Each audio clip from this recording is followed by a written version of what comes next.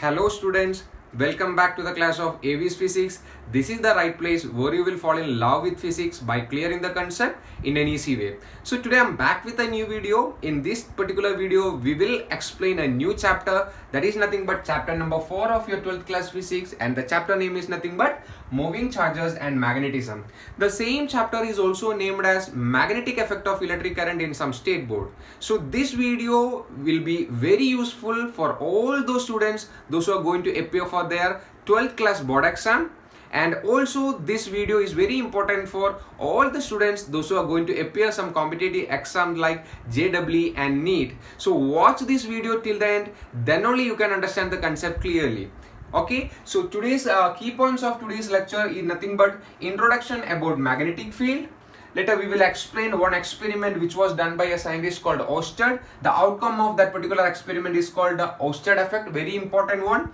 And later we will explain Biot-Savart law. We will find out the direction of magnetic field, and we will compare Biot-Savart law and Coulomb's law. And at the last we will derive a small relationship between permittivity, permeability and speed of light, that is nothing but mu naught epsilon naught and c. All these points are very important, so don't forget to watch this video till the end.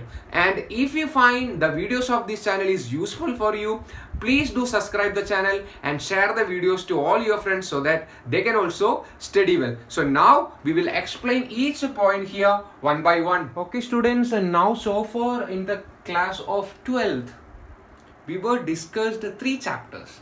The chapter number 1 was nothing but the chapter is that is actually in the branch of electrostatic. The chapter number 1 is called electric charge and field. The chapter number 1 is called electrostatic potential and capacitance, and the third chapter was current electricity. So if you go back to those chapters, we were studying about the property of a point charge which is kept at stationary, which is kept at rest.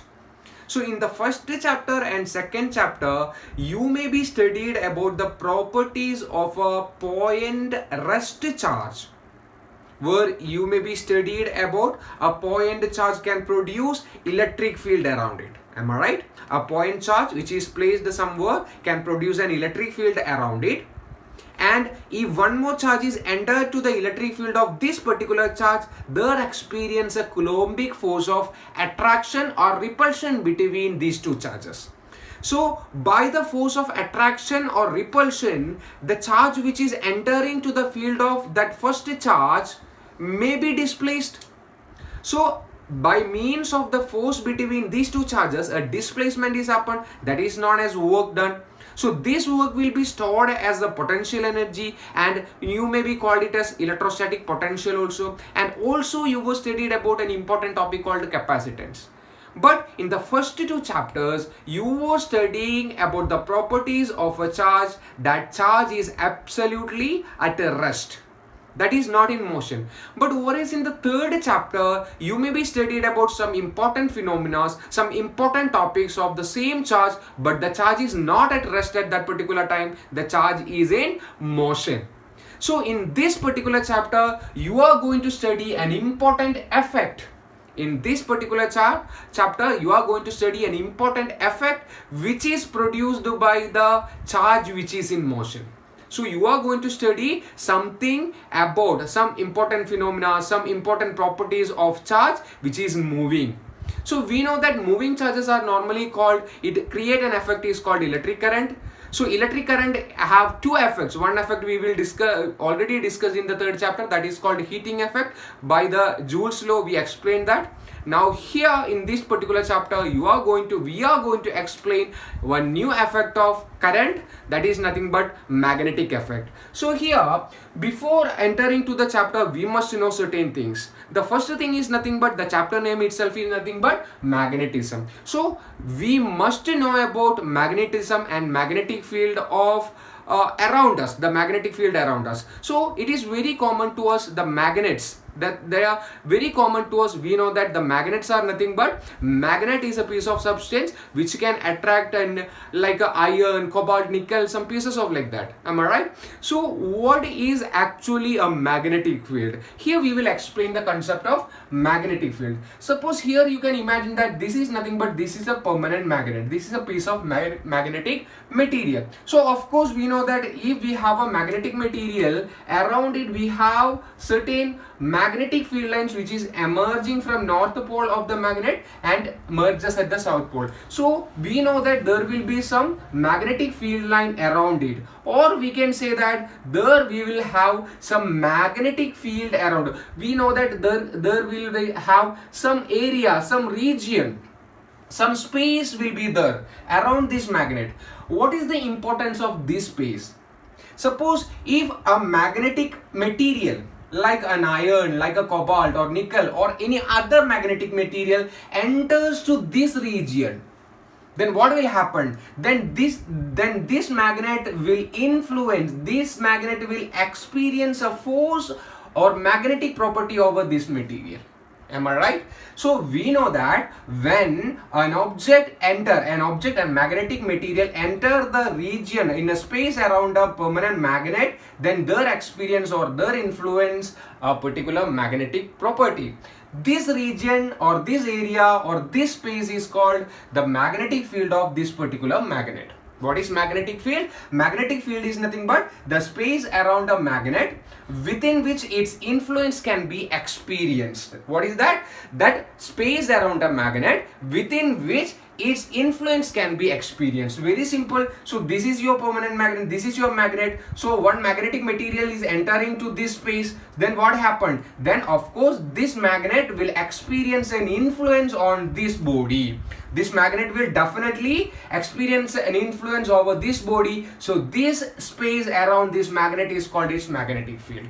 Suppose you can imagine that one more object, one more magnetic material is kept here, but this magnetic material is not in the space, it is not in the magnetic field of this particular magnet. Then of course we can say that this magnet can't able to influence experience any influence on this particular body. It is impossible to influence this body by this magnetic material or by this magnet, which means that this particular magnetic material is not in the magnetic field of this magnet. So magnetic field is very simple concept, very simple. That is nothing but the space around a magnet within which its influence can be experienced. That particular area or region is called its magnetic field. So now we want to know that Oersted experiment. What is Oersted experiment? So before explaining Oersted experiment, we must know certain thing. That is nothing but that relation between electric field and magnetism is first observed by or first observed by a scientist called Jean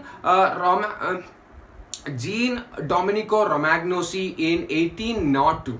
But he just observed it. He is not further explained that particular phenomena. But a scientist called Christian Oersted, that is his original name is Hans Christian Oersted. Hans Christian Oersted, that is nothing but Hans Christian Oersted in 1820, he explained that concept of magnetism by a current carrying conductor by doing some experiment. So that experiment of Oersted is nothing but he simply kept an open circuit like this, or a circuit like this, an open wire like this. So here you can see that a potential is applied in the circuit. Suppose you can imagine that the potential applied over here is V volt. So corresponding to that particular volt, an I amount of current will be flown. And suppose if you are inserting the key here, and what he done, he just inserted the key here, at the same time he kept a magnetic needle over here. What he done, he placed a magnetic needle nearby a current carrying conductor. So between this current carrying conductor, he placed a magnetic field like this. So when he just inserted the key, then he observed that the magnetic needle get deflected like this. Initially the orientation of your magnetic field was like this, when he was inserted the key in the circuit, that orientation of this magnetic needle become like this. That is just changed. So when he removed the key, again immediately the needle come back to its original position. Again he inserted, he observed that the magnetic needle get deflected again. So how a magnetic needle can be deflected? What is actually a magnetic needle? Magnetic needle is a particular kind of device, a particular kind of apparatus which shows deflection only when it is kept in the presence of a magnetic field. Suppose if the magnetic needle placed here is getting deflected, what is the meaning of that? What we can conclude from this observation? We can simply conclude that if the magnetic needle is deflected here, then the reason for the deflection is nothing but some magnetic field is created here. How this magnetic field is created? The magnetic field created here is just because of the current which is flowing through this particular open wire. Suppose I amount of current is flowing through this wire, that particular amount of current, that current is the responsible, or the current is the reason for producing a magnetic field here. By this experiment, Oersted concluded, and he said that a current carrying conductor produces magnetic field around it. What he concluded? A current carrying conductor produces magnetic field around it.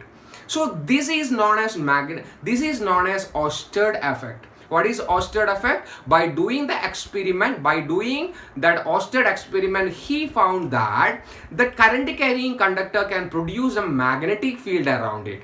So that when charge is moving through a particular open wire, around it there will be some magnetic field. It is a major, it is a great invention done by the scientist called Oersted. But it was a good contribution to the science. But after inventing this particular phenomena, science had a question. That question was nothing but how much magnetic field, or what will be the value of magnetic field produced by this current carrying conductor here. Can you find out that amount of magnetic field, the value of magnetic field by a current carrying conductor? This was the question arisen at that time when Oersted explained his Oersted effect. And we will explain now how we can find out the magnitude of the magnetic field by a current carrying conductor here. Okay students, now we know that a scientist called Oersted, in his Oersted effect, he said that a current carrying conductor can produce magnetic field around it. So now we want to know the relation, that value for the magnetic field which is produced by a current carrying conductor.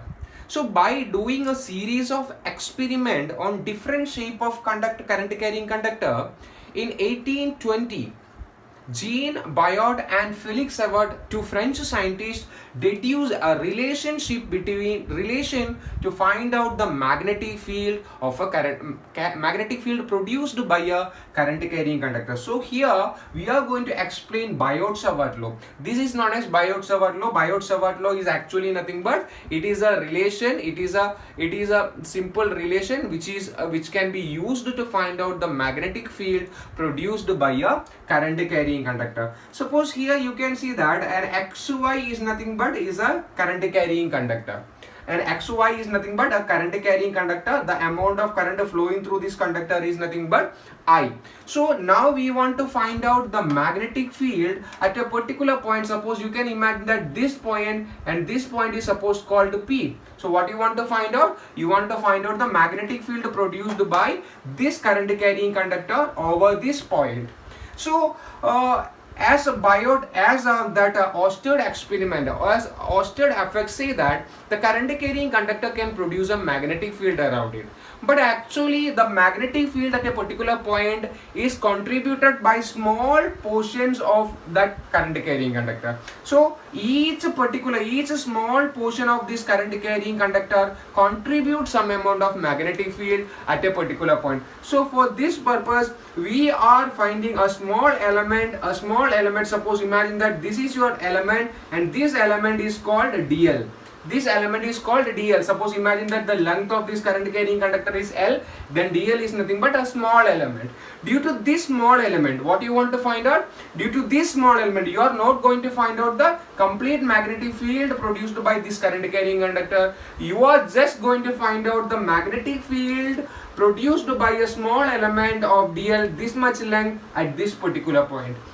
So for that purpose, what we are doing, we are making the distance from this small element to this point is, suppose imagine that is nothing but r, and this vector gives the position vector from the dl to the point P. Suppose imagine that angle between current element, angle between this element and the vector r is nothing but the angle between this element and the vector r is nothing but, suppose imagine that theta. So by a series of experiment, by doing a series of experiment on different shape of such a current carrying conductor, Biot and Savart find out certain factors which is influence that magnetic field produced at this point, and those points are nothing but, those points I will write here. The first point is nothing but, okay, one more thing. So here we are not going to find out the magnetic field which is produced by throughout the whole conductor. You are just going to find out the magnetic field produced by the small element called dl.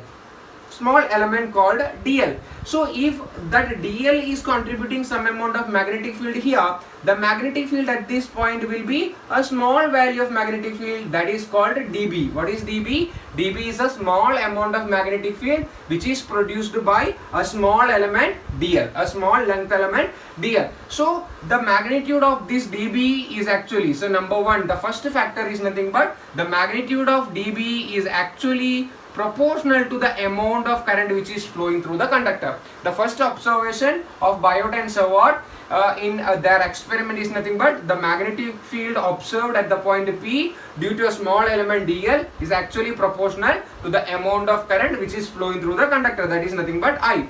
The second observation was nothing but, second observation is nothing but that dB is actually proportional, dB is actually proportional to the length of that particular small element. Suppose dl is increasing, then definitely the magnetic field at this point will be increases. If that small element is again small, then the value of magnetic field which is observed at this point will be decreases. So the second factor which is influencing the magnetic field is nothing but the length of that particular element, that is dB is proportional to dl. The third factor which they observed is nothing but dB is actually proportional, dB is actually proportional to sin theta value, proportional to sin theta value. What is theta actually? Theta is the angle between that axis of that small element with the position vector r, with the vector r. So theta is the angle between dl and r. So sin theta value is actually depends upon dB. If theta is increasing, sin theta value is increasing, then the small magnetic field at the point P will be increases. And the last factor is nothing but, the last or fourth factor is nothing but dB is actually inversely proportional to the square of the distance between the element and the point at which where you want to find out the magnetic field. So we are getting four factors. Factor number one says that Biot-Savart law, in their series of experiment they observed that this magnetic field at the point P is actually proportional to the amount of current which is flowing through the conductor.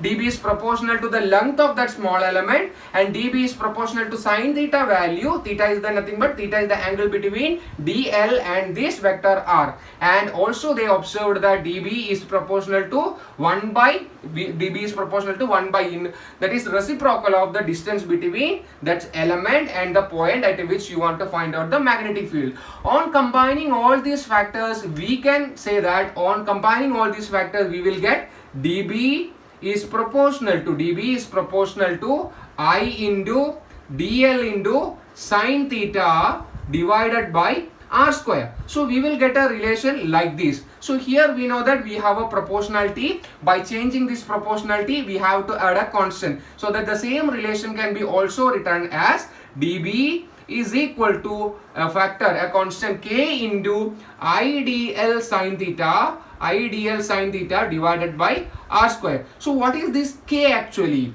K is nothing but, K is called proportionality constant, and the value of K is nothing but mu naught by 4 pi. Mu naught by 4 pi. The value of constant maybe depends upon the medium between that particular current element, the particular current carrying conductor and the point P. So the medium between these two, the medium between DL and P, that medium between the current carrying conductor and P will influence the factor K, and also the unit which we decided, or the unit that we chosen. For SI unit and free space medium, we can write K is equal to mu naught by 4 pi, and the value is nothing but 10 to the power of minus 7 Tesla meter per ampere. Tesla meter per ampere is the value of that particular constant. So that by substituting the constant value here, we can write Biot-Savart law as, mathematically we can write Biot-Savart law as, that is dB. What is dB? dB is the amount of magnetic field which is produced by small element dl. So dB is equal to 4 pi mu naught by 4 pi, mu naught by 4 pi into IDL sine theta divided by r square. So now we want to know what is this mu naught. Mu naught is nothing but permeability of free space. So we know that in the chapter number 1 we studied about a term called, that is called epsilon naught. Am I right? What is epsilon naught? Epsilon naught is nothing but permittivity of free space. So remember one thing, students, mu naught is actually the property, mu naught is actually giving the magnetic field. Mu naught is actually a property of this magnetic field, whereas your epsilon naught which gives that particular value of electric field in a particular medium. So both are different. One is for mu naught is for finding magnetic field, whereas epsilon naught is actually for electric field. Later in that 5th or 6th chapter, you may be understood that you can't able to separate electric field and magnetic field. So we know that we are surrounded by some electromagnetic wave, where electromagnetic wave is nothing but, electromagnetic wave is a particular wave which possesses energy in the form of electric field and magnetic field. So later we will understand that electric field and magnetic field is not separable. They are always together. So we will discuss that part in later. But remember one thing here, mu naught is nothing but permeability of free space, which actually gives the property, which actually gives the value of your magnetic field in a particular medium by a current carrying conductor. Okay, so now I am going to rewrite this relation as, I want this relation in vector form. So if I want it in vector form, I am simply multiplying and dividing this side, that right hand side, by r, vector r, that is vector r. So that if I am multiplying and dividing this above relation, then I will get dB is equal to, vector dB is equal to mu naught divided by 4 pi IDL multiplying here, and that will be nothing but IDL into r sine theta, IDL into r sine theta, where DL is nothing but is IDL. This factor is called current element, and this is the position vector sine theta divided by r square into r, it become r cube. So if you observe this side, we are getting a factor called IDL. What is IDL actually? IDL is called as current element. IDL is nothing but current element. We know that here DL is nothing but a small element. Am I right? So if I amount of current is steadily flowing through this particular conductor, then the amount of current which is flowing through this small portion also will be I. So I into DL. So this small element is nothing but, the small element is actually a small current element. So the factor IDL is called current element here. It is a vector quantity. R is position vector. So here if you observe in the numerator part of your right hand side, you can see that IDL a vector, another vector sine theta. Theta is actually the angle between this current element and that R. So between sine theta, that is theta is the angle between these two vectors. So it is actually nothing but cross product in the term of vectors. Am I right? So the same relation can be also written as dB is equal to mu 0 by 4 pi, ideal sine theta, ideal into r sine theta, that can be simply write as, that is ideal cross r divided by r cube. So you can eliminate the theta value and you will get a relation like this. This relation is called vector form of, your Biot-Savart law. So this is, if you have any question, write the vector form of your Biot-Savart law, then the relation will be like that. That is dB is equal to mu naught by 4 pi ideal cross r divided by r cube. So this relation and this relation is absolutely same, but this is actually the vector form of your Biot-Savart law. So now here we have find out just that magnetic field produced by this small element. Am I right? We just find out the magnetic field produced by the small element dl. So suppose if you want to find out the total magnetic field, what you want to find out? You want to find out the total magnetic field produced by this whole conductor, whole current carrying conductor. How can you find out? What you have to do? We know that if dl, if the small amount of that small current element produce dp amount of magnetic field here, then in order to get the maximum, the total net magnetic field due to this conductor, what you have to do? You have to integrate it. So you will get the net magnetic field. What is that net magnetic field? You can write that is B by integrating dB. By integrating dB, you can find out the net magnetic field which is produced by the whole conductor here. So this is the final relation for your Biot-Savart law. Now from this relation, by using this relation, we will find out the direction of magnetic field at this particular point. What we will find out? We will find out the direction of magnetic field, because we know that as electric field, we know that magnetic field is also a vector quantity. So definitely it should have some direction. The direction of magnetic field at this particular point, we will find out now. Okay. Take a screenshot. Okay students, now we want to find out the direction of magnetic field at the point P. So how can you find out the direction of magnetic field at the point P? So just now we discussed about Biot-Savart law. According to Biot-Savart law, we know that the dB is equal to, what is that dB? dB is a small amount of magnetic field which is produced at the point P due to a small current element ideal. So dB is equal to nothing but mu 0 I divided by 4 pi, then dl, vector dl cross r, divided by r cube. This is actually the vector form of your Biot-Savart law. Am I right? Just now we discussed. So suppose if you observe this relation, we can say that if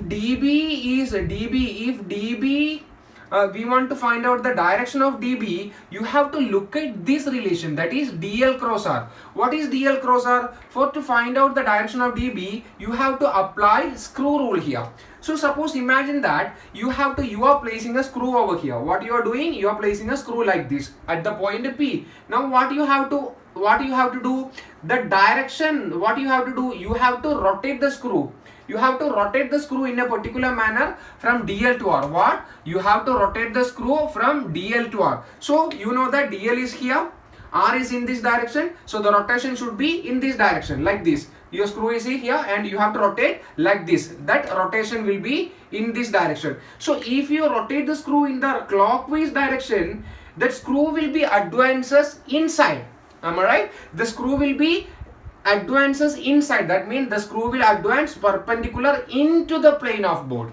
So the direction of magnetic field at this particular point is moving inside. So that if in any place you want to find out, if you want to represent the direction of magnetic field, you can represent the direction of magnetic field in two manner. One is perpendicular into the plane of paper, and another one is perpendicular outward toward the plane of paper. That is, one is coming towards you, another one is going inside the board. So here we know that the screw is placed at the point P. You have to rotate the screw from DL to R. From DL to R, the rotation will be in this direction. If you rotate the screw in this direction, you can see that the screw will be advances inside, perpendicular into the plane of board. So if you want to say that magnetic field over here is in this direction, inside the plane of this board, then you can represent it by a cross which is encircled. So this representation actually indicate that the magnetic field at the point P is actually inside the perpendicular, inside to the plane of this board.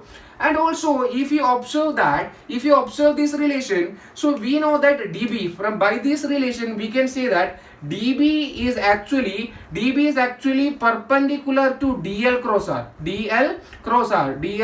r, so that we can say that dB is actually perpendicular to dl, and also you can say that dB is actually perpendicular to r also. So you must remember this one, you must remember the direction. So suppose dB is actually perpendicular to dl cross r, so dl cross r is moving in this direction, that is from, suppose imagine that this is x to y plane, x to y direction, then this will be actually that magnetic field in the z direction. So dB is perpendicular to dl cross r, then dB should be perpendicular to dl and dB should be perpendicular to r. So from Biot-Savart law you can find out the direction of magnetic field at the point P like this. Suppose imagine that if you want to find out the magnetic field which is produced by this current carrying conductor and this current carrying conductor, if you observe this one, if you observe the first one, you can see that the direction of, suppose imagine that this black one is nothing but is a current carrying conductor, this red color showing, red color arrow mark showing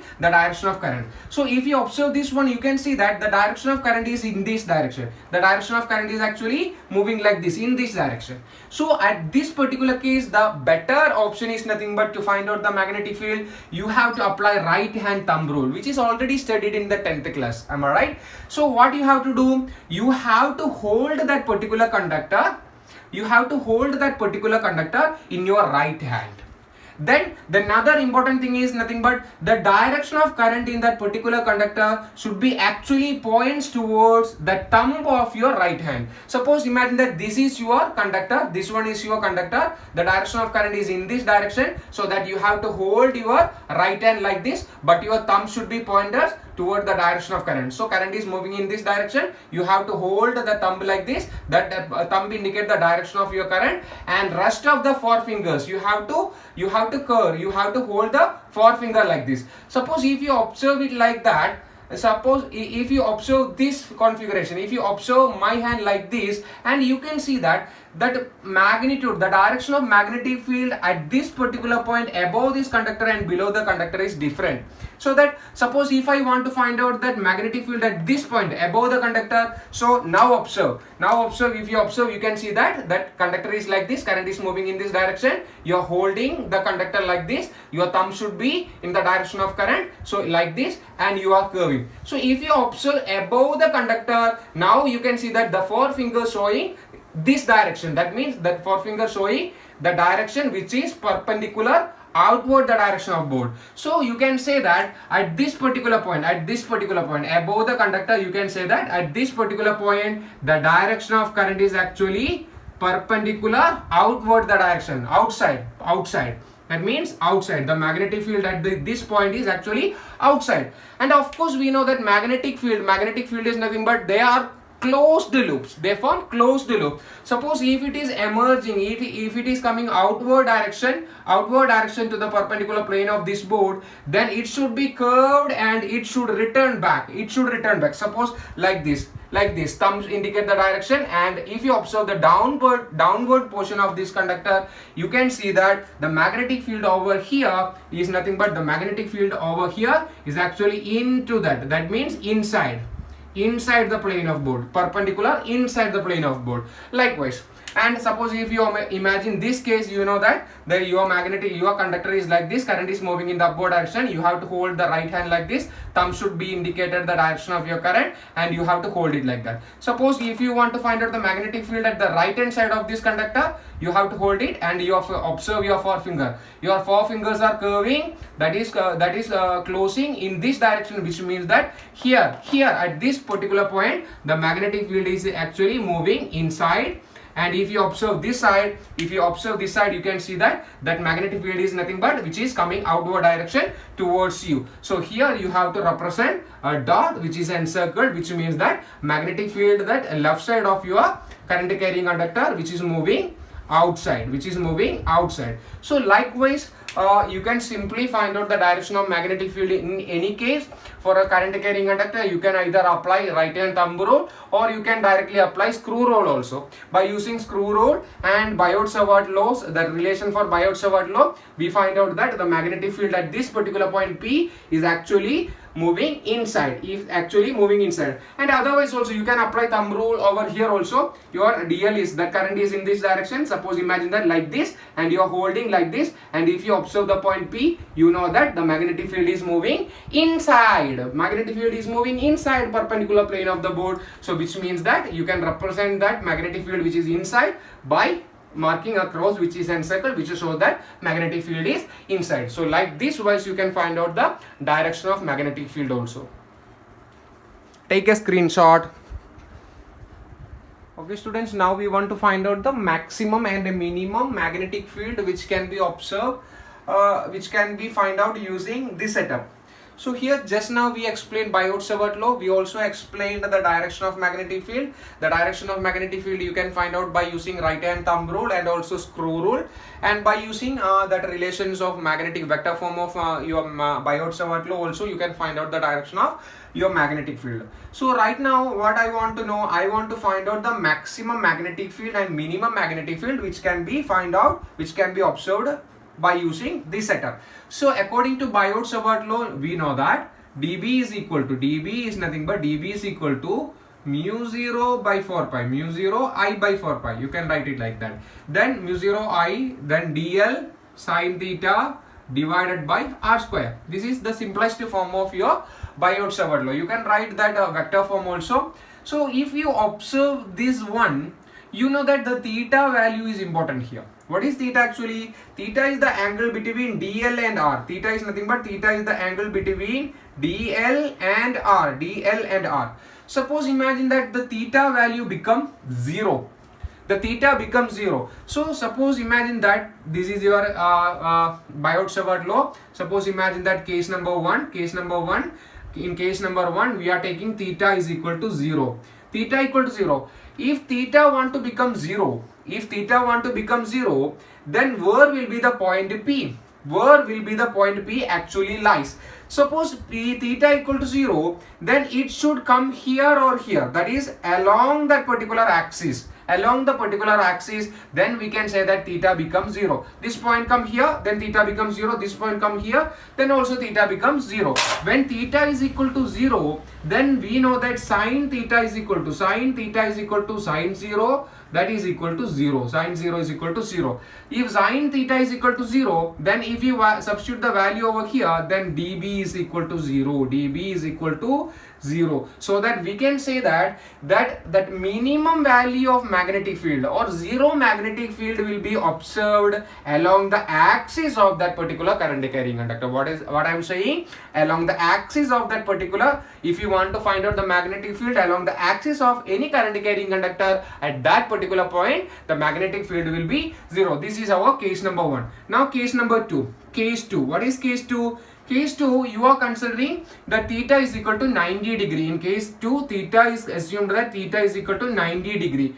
How a theta can be 90 degree? When P lies actually a perpendicular point along this DL. That is axis, along the axis. So compared to the axis, which is axis of that axis of DL, you have to imagine that a point which is exactly 90 degree from the axis of the point DL. So if P is like somewhat here, if suppose P is somewhat like here, then we know that the angle between these two become 90 degree. Am I right? That suppose P is here, then the angle between here it become 90 degree. That is nothing but P is suppose if you want to find out the magnetic field at a point where the point is exactly perpendicular to the axis of your current element. So theta is equal to 90 degree. If theta is equal to 90 degree, then sine theta is equal to nothing but sine 90 degree. It is equal to 1.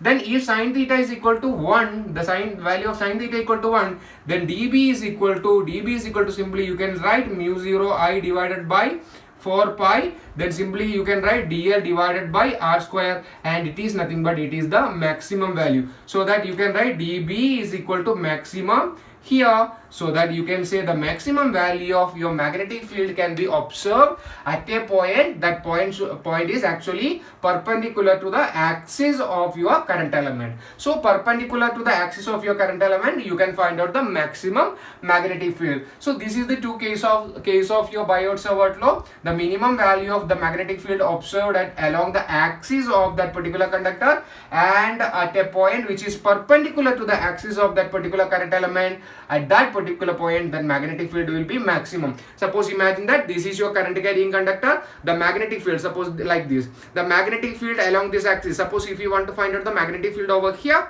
then the magnetic field will be 0, because the angle theta at this particular point is equal to 0, because the current element is here, the position is here, then theta is equal to that current element and that particular vector, position vector r is equal to in the same parallel vectors, then theta is equal to 0. If theta is equal to 0, sin 0 is equal to 0, then dB becomes 0, that is minimum value. Suppose if you want to find out the magnetic field exactly here, that is nothing but your current element is like this, that position is here, the vector is like this, and it forms a 90 degree like this. It forms a 90 degree at this particular point, so that at this particular point, if theta is equal to 90 degree, sin theta is equal to 1, so that dB value will be maximum. So you can observe the maximum magnetic field always perpendicular to the axis of that current element. Magnetic field is equal to 0, that is actually in the same axis of your current element. If you finding out the magnetic field at a point along the same axis of your current element, it becomes 0, perpendicular to the axis of current element, you will get the maximum magnetic field.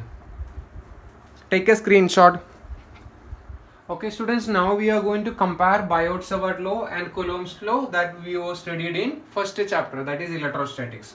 So we know that according to Coulomb's law, that expression for writing electric field, expression for finding electric field is nothing but, we can say that is dE, that is electric field due to a small charge dq, that is equal to 1 by 4 pi epsilon naught dq divided by r square. So we studied a relation like this in the first chapter, and right now in this chapter we studied about to find out the value of your magnetic field, a small magnetic field due to a small current element, ideal, that is equal to mu 0 by 4 pi IDL sin theta divided by r square. So now we have both these two relation. On comparing these two relation, we will get some similarities, and of course we will get some differences. So we can just say discuss the similarities as well as the difference between our Biot-Savart law and as well as Coulomb's law.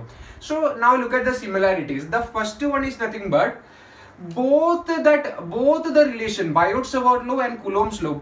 If you observe the relation of Biot-Savart law and Coulomb's law, we can say that magnetic field and electric field, the expression for electric field and magnetic field is actually obeys inverse square law. That is nothing but both field depends inversely on the square of distance from the source to the point of observation. If you observe our Coulomb's law, we can say that D is actually inversely proportional to R square, where R is nothing but R is the distance between the point at which you want to find out the electric field and the point at which your charge is placed, that is Q charge is placed. If you observe Biot-Savart law, you can see that dP is inversely proportional to inversely proportional to R square. What is R? Is R here? R is the distance between your current element IDL and the point of observation, that point at where you want to find out the magnetic field. So the first similarity of your Biot-Savart law and Coulomb's law is nothing but both the field depends inversely on the square of distance from the source to the point of observation. In the case of electric field, Coulomb's law, the source is nothing but dq, and in the case of your Biot-Savart law, the source is nothing but small current element IDL. So that is the first similarity. And the second one is nothing but both the field are long range field. That electric field and as well as magnetic field is nothing but both they are long range field. So that is another similarity. And the last similarity is nothing but the principle of superposition can be applied to the both the field. Why? Because here if you observe electric field, you can see that the point of our find out the electric field and the source is linearly related, whereas here also ideal is the source, that is current element, and the point at which you want to find out the magnetic field, that is also linearly related. So in both the case the sources are linearly related with the point of observation, so that you can say that the principle of superposition is applicable to both the field. Now we are discussing certain differences between Coulomb's law and Biot-Savart law. If you observe the first one, we can say that in the magnetic field in Biot-Savart law, it is actually related with, it is actually by a vector source. The magnetic field is actually produced by a vector source. Which is the vector source here? If you observe this one, the current element, this is nothing but the current element is actually vector. So magnetic field dB is actually related with a vector source, that is your current element. Whereas if you observe that your electric field in Coulomb's law, D is never related with that the source, or though the source which is responsible for making electric field here is a small amount of charge Q, that is dq. So dq is actually what? Dq is actually the charge is actually a vector, so a vector quantity. So the electric field is actually related with a scalar source, whereas the magnetic field is actually related with a vector source. So simply you can say that the magnetic field is related with a vector source, and of course that electric field is related with a scalar source, that is nothing but your vector source is ideal and your scalar source is nothing but dq, that is nothing but a small charge.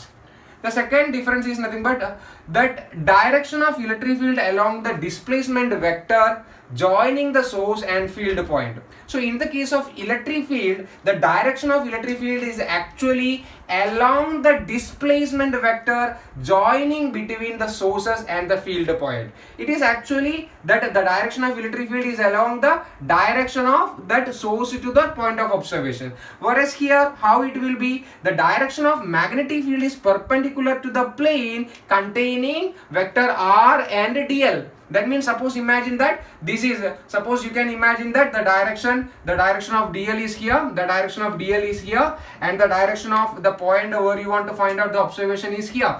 So here like this, then the direction of your magnetic field will be exactly perpendicular like this or like this. So that here you can say that the magnetic field, the direction of magnetic field is actually perpendicular to the plane containing r. Suppose the plane is like this plane containing vector r and vector dl, vector r and vector dl, then you can say that the direction of magnetic field will be perpendicular to both these, that perpendicular to this plane. Whereas in the case of electric field, the direction of electric field along the displacement vector, along the displacement, that is suppose this is the nothing but, suppose if you want to find out dq is here, this is your dq here placed here, you want to find out the electric field at this point, and the direction of electric field will be exactly like this, that is along the line joining source and field point, source and field point, like this.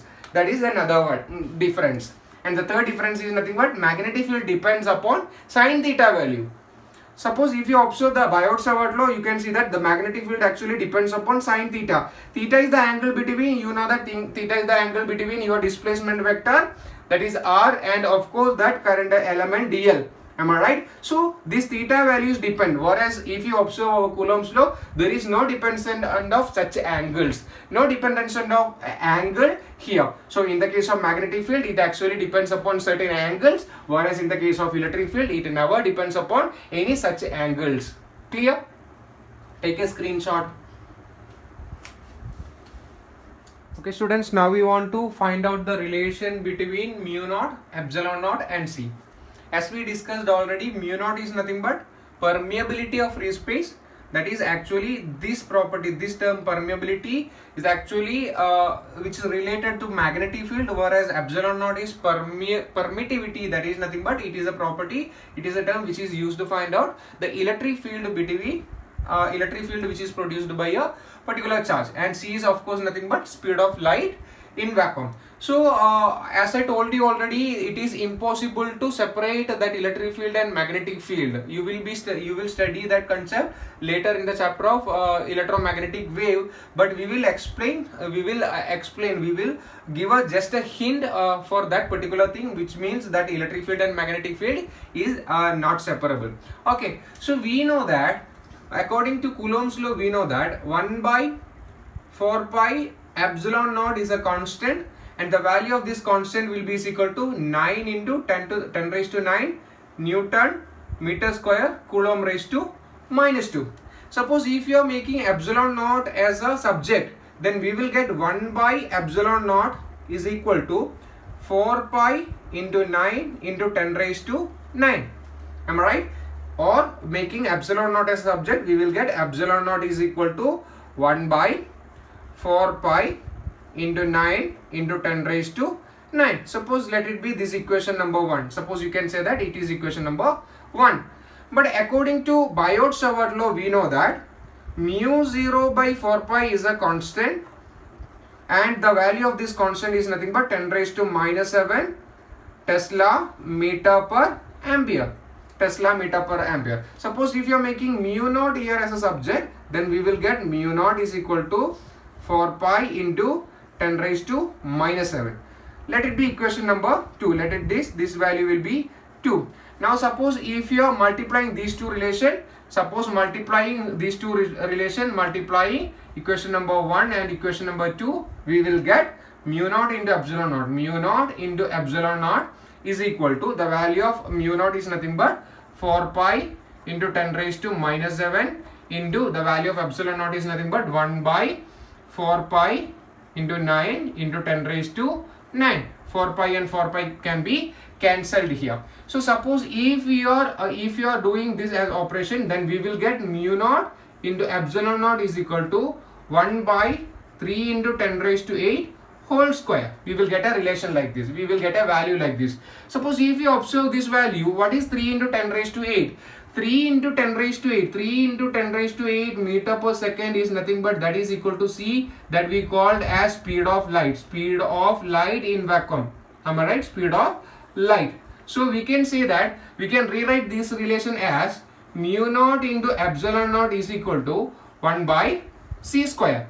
Or you can write c square is equal to 1 by mu naught into epsilon naught, or you can write c is equal to nothing but 1 by mu naught into epsilon naught, square root of mu naught into epsilon naught. This is a very important relation. What is c actually? C is the speed of light. What is light actually? Light is nothing but light is a electromagnetic wave. What is this electromagnetic wave actually? Electromagnetic wave is nothing but is a wave which possesses some energy in the form of electric field and magnetic field.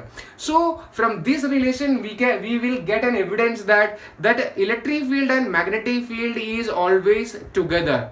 In electromagnetic wave, as in the form of electromagnetic wave, it is not possible to separate that. And finally we got a relation between C, mu naught and epsilon naught. So remember this relation in your mind. It is very useful. There will be plenty of questions from this relation in your competitive exam like JEE, JEE and NEET. So remember this relation, that is speed of light c is equal to 1 by square root of mu naught and epsilon naught. So today's topic, we discussed many topics. We discussed about magnetic field. Later we explained Oersted experiment and Oersted effect. And we explained Biot-Savart law. We explained how to find out the magnetic field by using Biot-Savart law, and also that screw rule or thumb rule. And finally we derived a relationship between C and mu naught and epsilon naught. So today's class is just part 1 video of this chapter, moving charges and magnetism, that we will meet with the next topic. The next topic is nothing but finding magnetic field of a circular current carrying loop. Okay, so if you find this concept, this topic or this video is useful for you, and watch that remaining videos, watch all coming videos, and please do subscribe the channel and share the channel also. Thank you.